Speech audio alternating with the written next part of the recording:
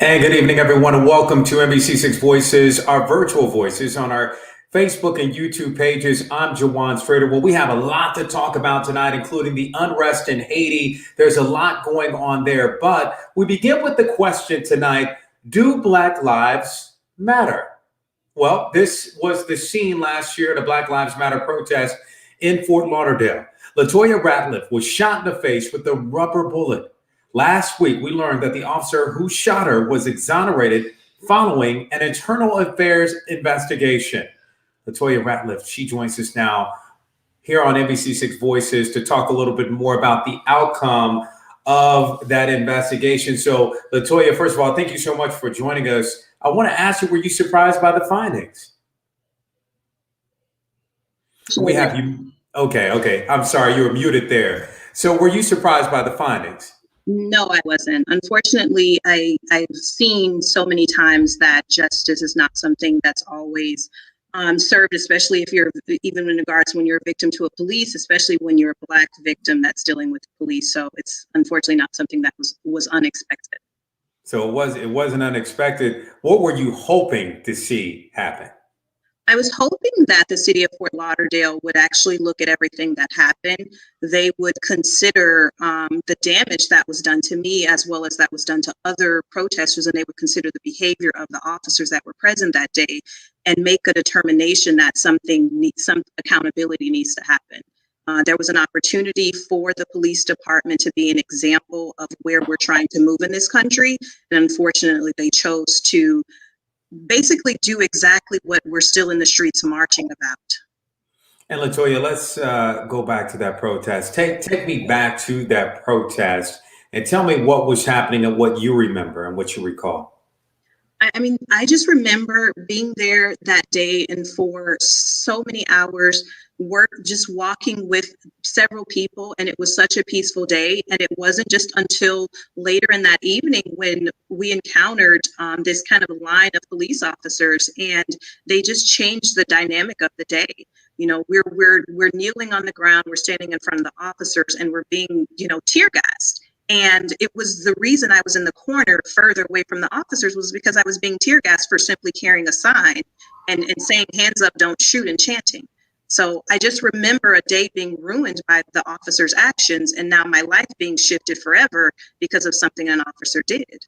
And let's talk about what happened. Let's talk about all of a sudden you're shot in the face. What do you remember from that moment?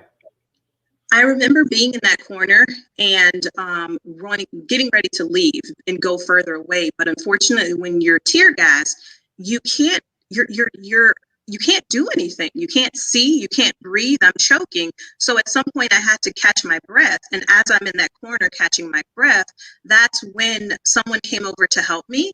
And she's coming to help me. And within seconds, I was shot. And as I was shot, I fell to the ground.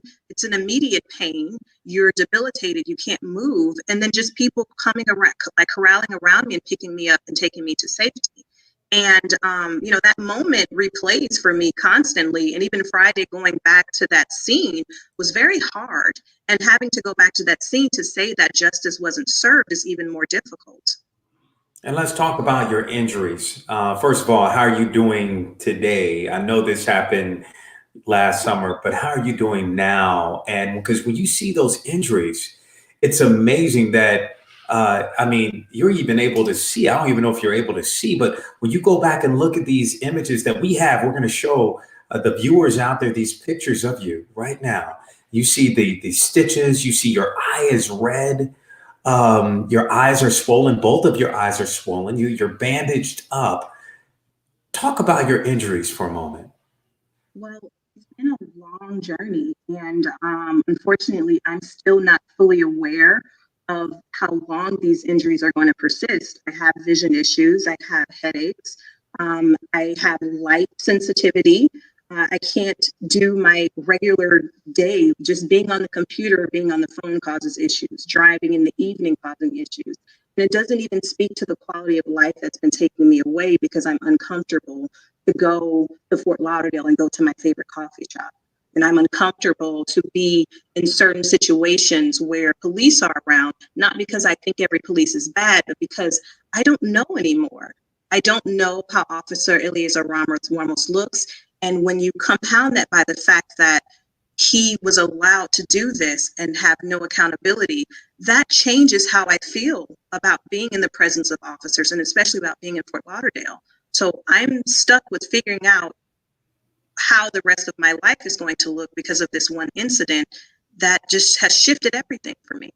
And we heard from the police department basically them saying that he said that he shot after someone threw something at them, and he didn't mean to shoot and hit you in the face. And then there was an apology. So, what are your thoughts about the excuse, the reasoning, and then the apology? Is it enough? I want to thank you for saying excuse, because that's the correct word. It was an excuse. I was there. There was tear gas everywhere. I couldn't see what was going on. I couldn't see besides the woman coming over to help me because I couldn't see and because I was choked up. I don't understand how, from his view, he was able to see someone throwing something. And even in the midst of someone throwing something, does that give him the right to shoot a rubber bullet into a crowd, not knowing who he can hit? We were out there and there was never a dispersal order that was given. There was never an opportunity that said, hey, this has become an event and we want you to leave this area. And even after there wasn't a dispersal order given, there wasn't a warning that we were going to be tear gassed. And this is something that goes beyond Officer Ramos. This is a systemic issue. And for the Fort Lauderdale to say that he didn't do something wrong, even though he violated multiple policies, that means that there's a deep-rooted issue within that police department. And for them to apologize, Chief Intern Patrick Lynn, to say that he's sorry about my experience with the Fort Lauderdale police, that's not enough. And it doesn't mean anything, because my experience isn't that one moment. It's the rest of my life that was affected. So I can't accept someone saying that I had a poor experience with their police department, because it goes well beyond that. It does. And it's interesting that you were actually out there marching to stop some of the things that just happened to you. And yet it seems like there's no justice as of right now that's come from it. There's no justice. And even as I'm trying to get through this one hurdle, I'm now trying to fight for Black people in Florida to be able to continue to protest because of HB1 and our Governor DeSantis, who's trying to present a bill that would make protesting illegal, that would make protesting what this country was built on, specifically for Black people, we would be endangered protesting because someone could hit us with their vehicle if they felt we were blocking the street. Is this what our governor is going to be focusing on right now? We're dealing with a pandemic where Black people are receiving less vaccinations than other people. We have a horrible unemployment system, but the bill that our governor is most passionate about is an anti-protest bill specifically targeted at Black people. So we don't get a rest. Unfortunately, being Black in this country means you go from one battle to another, and you just have to continue fighting. And that's what I was going to ask you. Where do you go from here? Do you plan on filing a civil lawsuit for damages?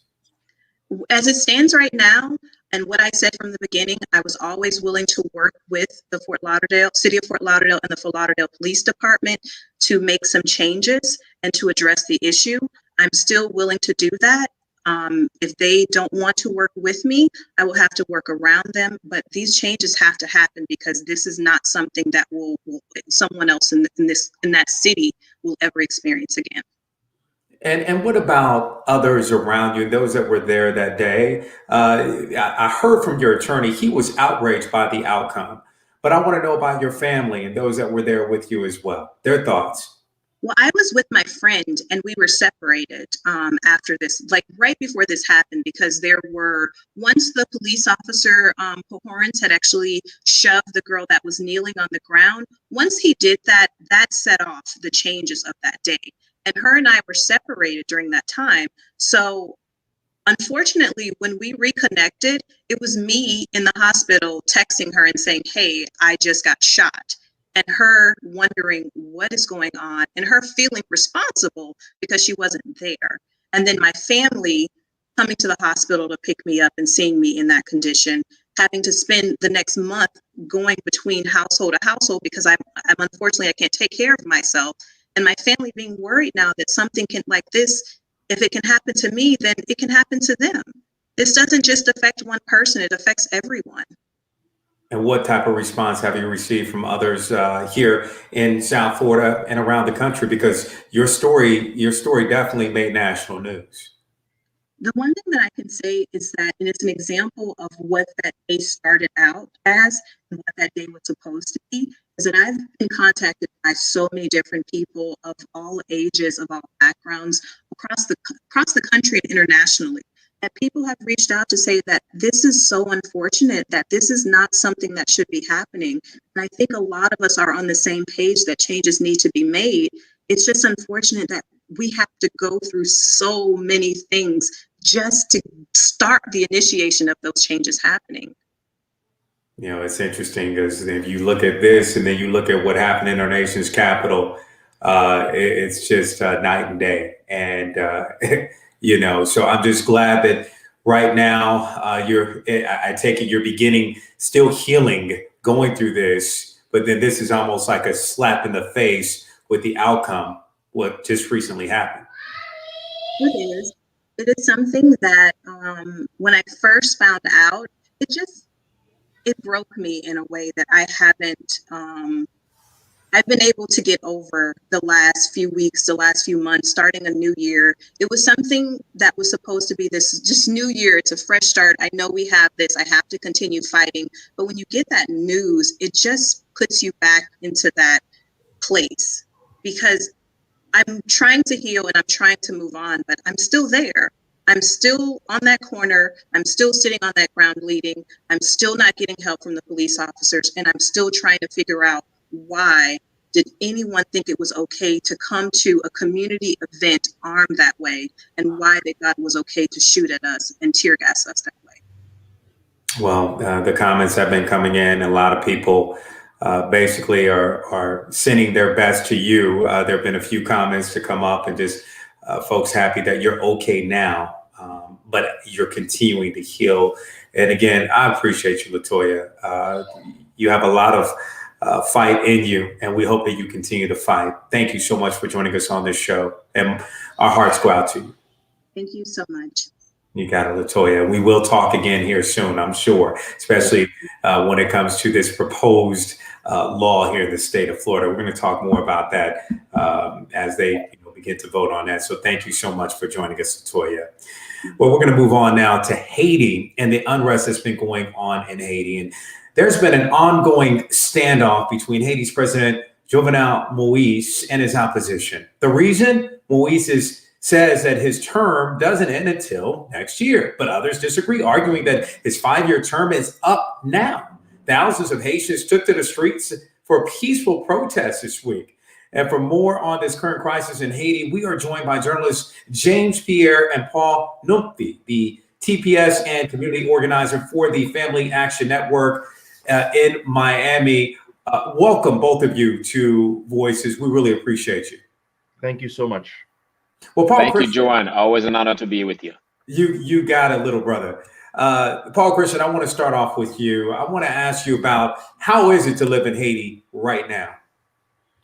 It's very, very, very difficult. And my sincere greetings to the NBC viewers. So it's about human rights, basic rights, the right to live with dignity, the right to organize and to speak out. And that has become more and more difficult in Haitians' everyday lives. Famous Haitian writer and critic Edwidge Dantica, in a recent piece in the New Yorker, makes it very clear that the people of Haiti are facing multiple challenges. The current Haitian government has reinstated the Haitian army. The leaders have been accused of massacres and other grave human rights violations. They've created an untouchable national intelligence agency while designating some types of street protesters as domestic terrorism, and as well as the general situation of insecurity in the country. There are gangs, some of them with connections to the state, carry out kidnappings and massacres in poor neighborhoods with complete impunity, while regime critiques are murdered and the press also have been attacked. So we see a lot of people who have been going into the streets in order to demonstrate. We saw the demonstration in Port-au-Prince this past weekend as one of the largest demonstrations yet. And at the Family Action Network movement, we support the right of women and men in Haiti to speak their voice in terms of this is one of the basic rights that's internationally recognized. And I can give you an idea of why the people are demonstrating if you'd like me to continue. Well, we're gonna talk about that, and we're gonna talk about that with James Pierre. But Paul Christian, I want to ask you, how long did you live in Haiti for? So in terms of my professional career, between 2004 and 2020, I spent the majority of my time working in Haiti, mostly in the water and sanitation sector, as well as the community organizing sector. I was working on the battle against cholera and then the battle against COVID more recently. So I am of Haitian origin. And you are of Haitian origin, but you've seen unrest in Haiti before. How would you compare this to previous unrest that have happened there in Haiti? How would you compare what's going on now to what you've seen in the past? To be perfectly frank, I see that the country hit a tipping point in July of 2018. Basically, everything before then, we did see, and I was on the ground then, we saw demonstrations which occurred sporadically around different issues. But from July 2018 until the present, we see a consistent situation, both of street demonstrations as well as lockdowns, where you have general strikes, you have basically where the country is paralyzed, and that has become a basic aspect of human life, of regular everyday life, more so than some sort of routine that we saw before that date.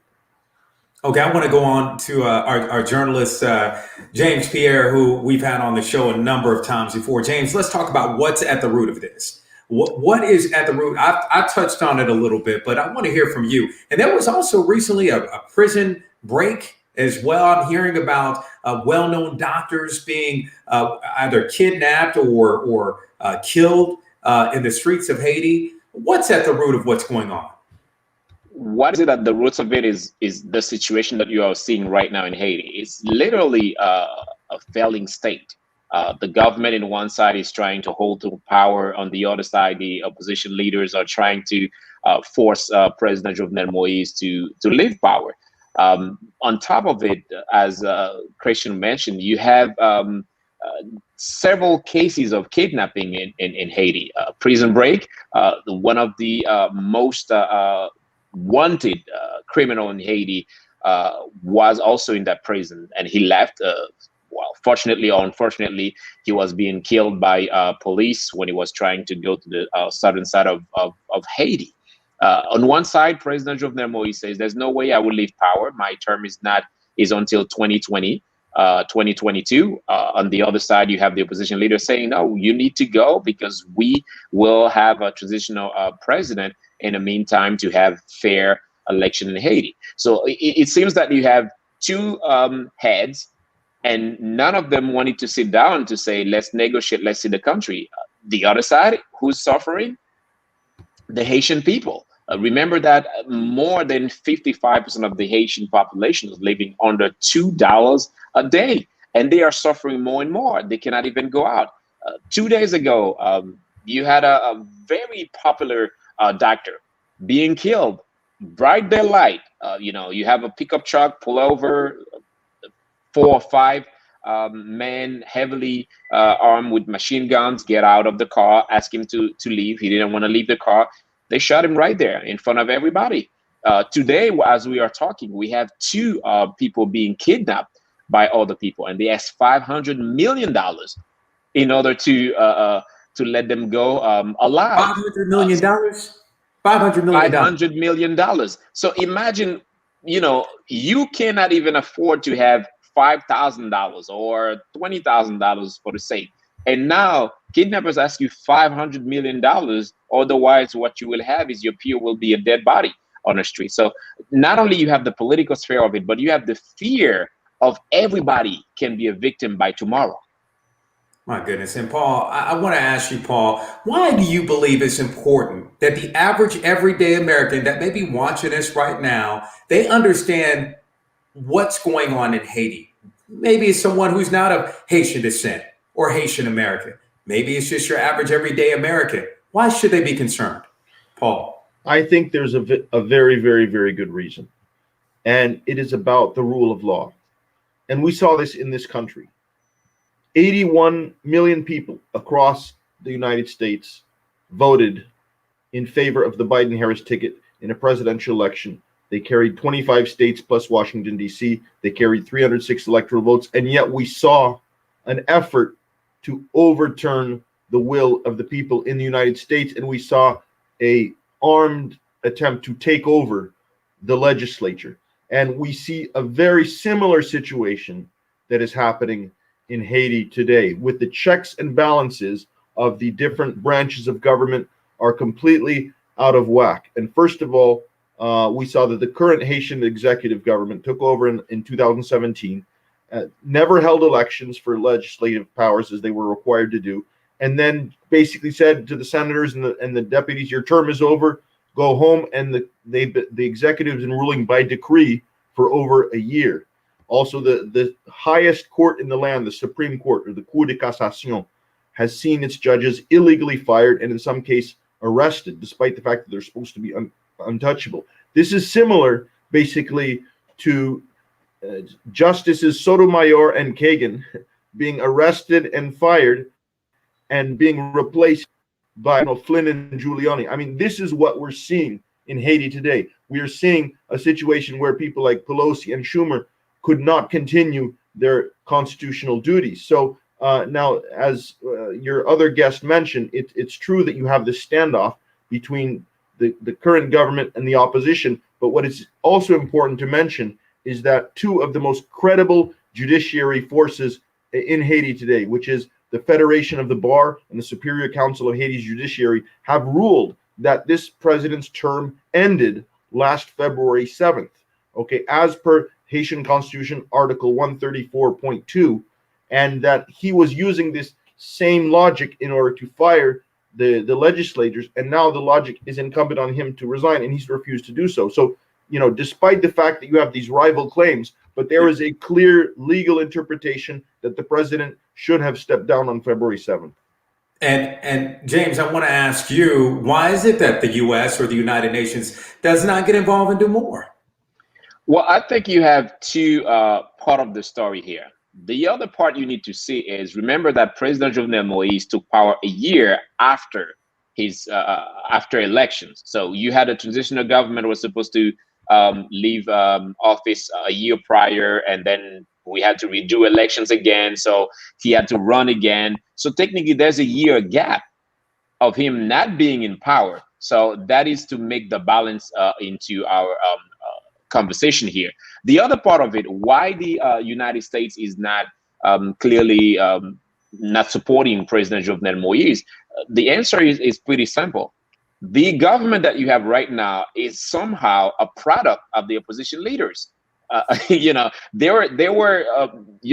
a group called G8 or G9, was 9 prominent leaders of the opposition party saying, okay, we are against President Jovenel Moïse at that time, candidate Jovenel Moïse, and we will do our best to make sure that we will be in power.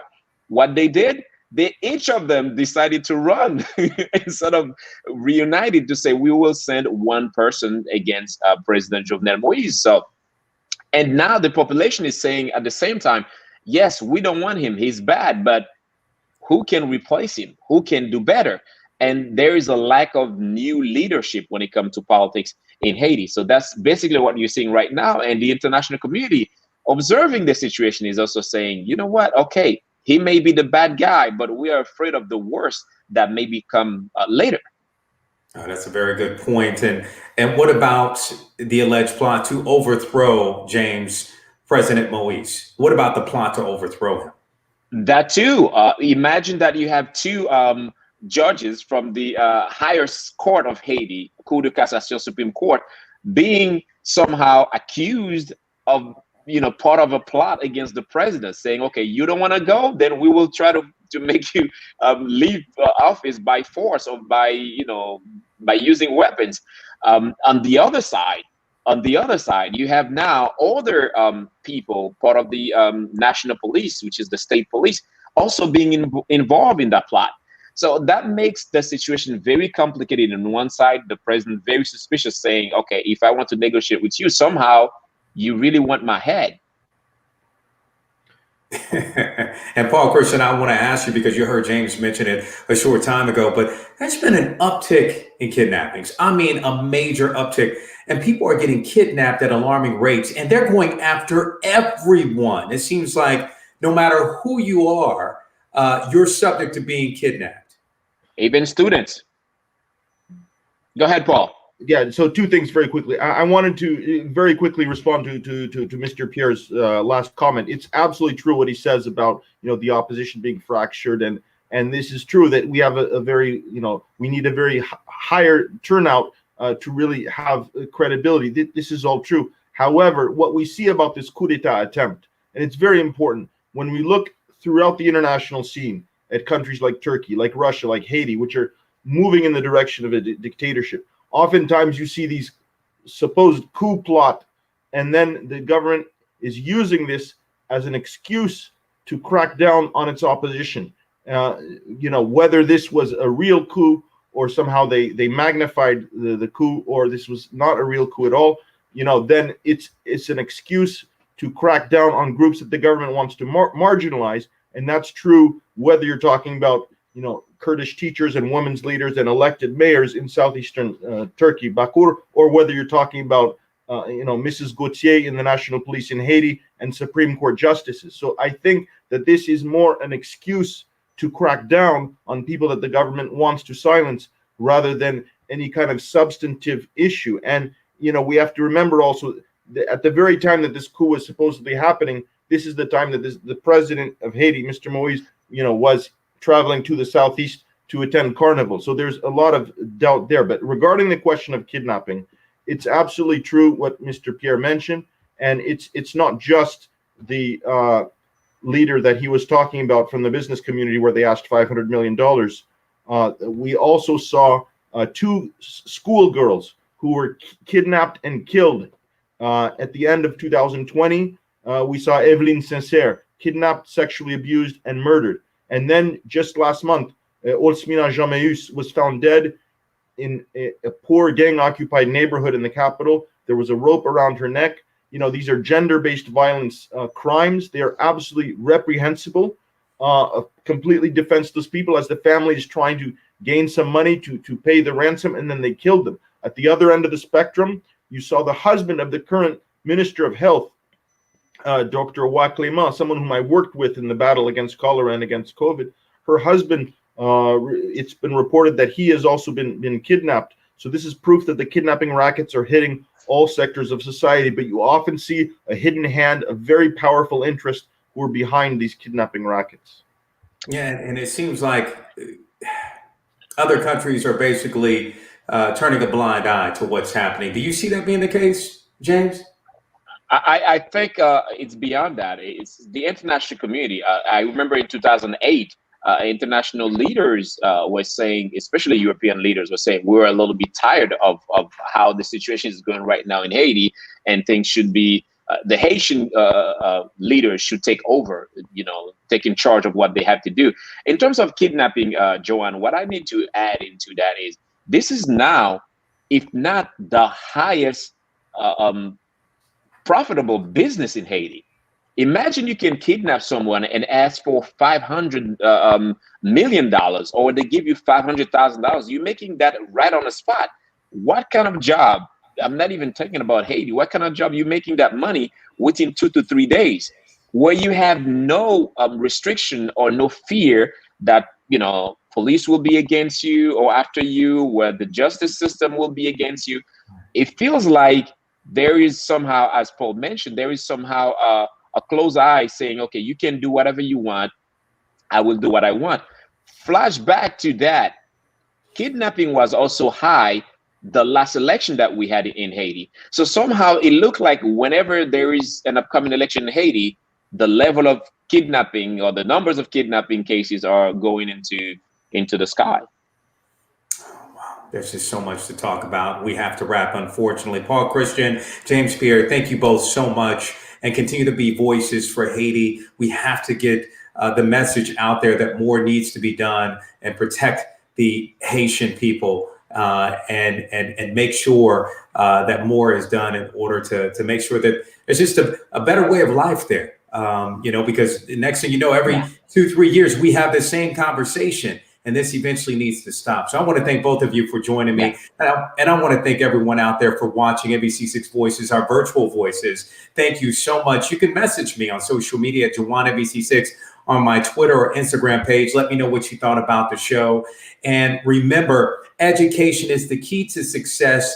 If you believe, you will succeed. You can watch this show Saturday at a very special time at 9 a.m. Have a great week.